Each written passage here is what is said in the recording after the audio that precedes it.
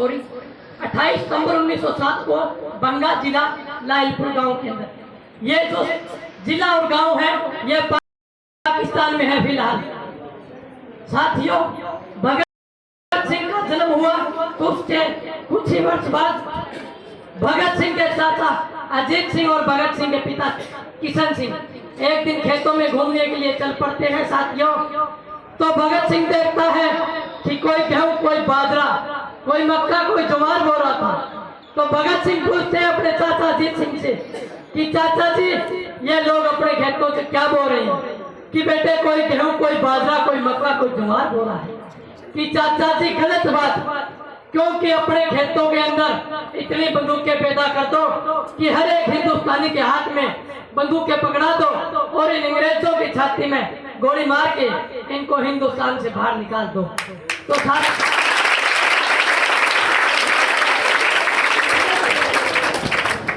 साथियों, जब भगत सिंह के चाचा अजीत सिंह इतनी बात सुनते हैं तो बहुत खुश होते हैं, परंतु भगत सिंह को सामाजिक ज्ञान नहीं था। तो भगत सिंह को कहने लगे, भगत सिंह के चाचा अजीत सिंह, कि बेटे जब खेतों में बंदूक के बोलने लग जाएंगे तो जंगली पशु शेर देखकर डरने लग जाएंगे, तो पशु पक्षी क्या खाएंगे? तो साथियों, भगत सिंह जब थोड़े से बड़े हो जाते हैं, तीसरी कक्षा के अंदर पढ़ते हैं, साथियों, उस टाइम के अंदर हमारे हिंदुस्तान के क्रांतिकारी जमीन पे बैठते थे और अंग्रेज के बच्चे कुर्सियों पे बैठते थे। तो शहीद भगत सिंह सोच लेते हैं और उसी दिन से कसम खा लेते हैं कि हिंदुस्तान देश तो मेरा है और अंग्रेज के बच्चे कुर्सियों पे बैठते हैं। भगत सिंह जाकर उसके कुर्सी पर बैठ जाते हैं। तो अंग्रेज का बच्चा आता है, अपनी लैंग्वेज में कहते हैं कि please Bhagat Singh stand up, कि ये कुर्सी मेरी है, आप खड़ी हो जाओ। कि कौन कहता है ये कुर्सी तेरी है? अंग्रेज के बच्चे, ये कुर्सी मेरी है, या तेरे को जो कुछ करना है वो कर ले। साथियों, उसी टाइम में भगत सिंह को 3 दिन की सजा सुनाई जाती है। भगत सिंह बाद सुधार जेल से अपनी जेल काट कर अपने घर आते हैं तो भगत सिंह की माँ देखती है।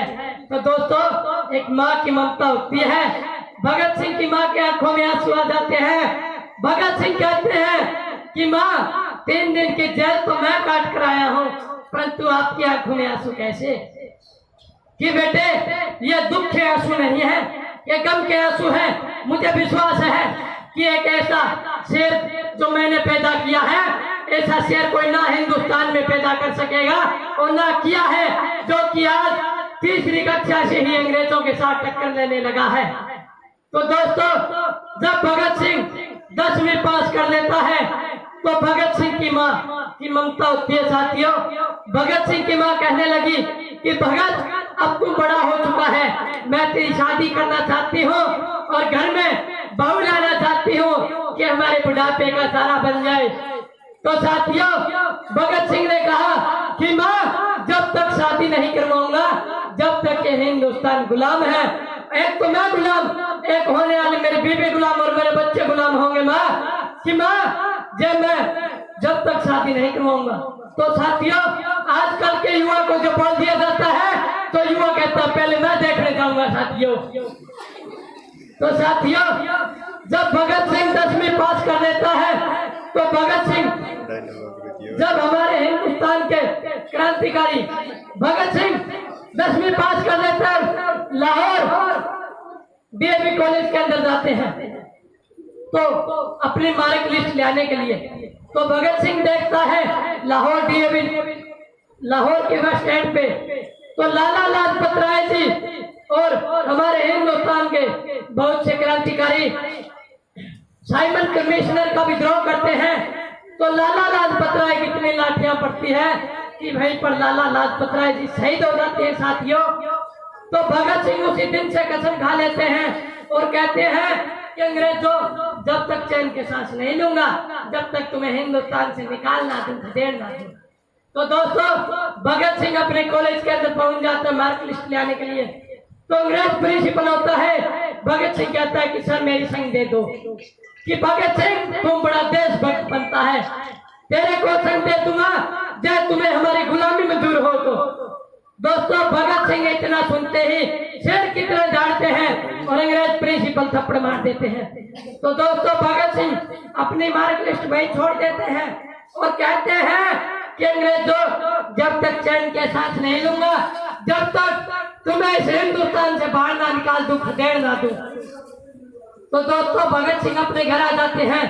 भगत सिंह की माँ देखती है कि माँ, जब तक चैन के सांस नहीं लूंगा, जब तक इन अंग्रेजों को हिंदुस्तान से बाहर ना निकाल दूं, खदेड़ ना दूं।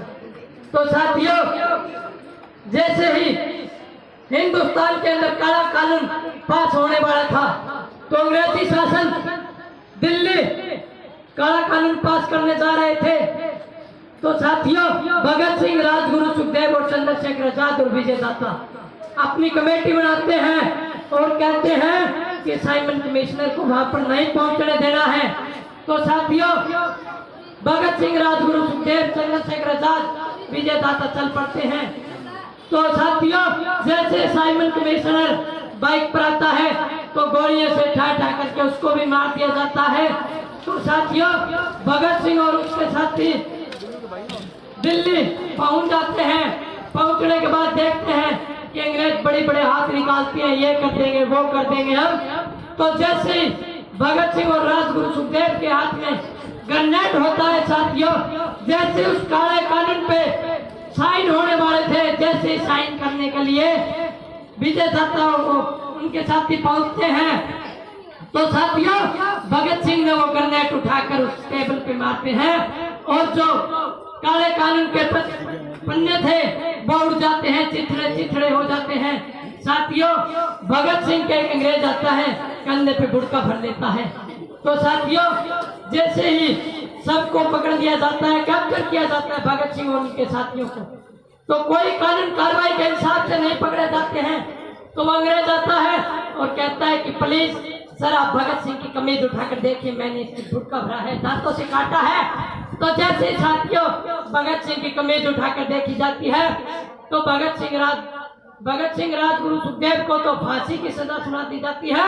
और साथियों, इतने केस लगाए जाते हैं चोरी डकैती के मामले में, भगत सिंह, राजगुरु सुखदेव को फंसा दिया जाता है और विजय दाता को काले पानी की सजा दी जाती है साथियों।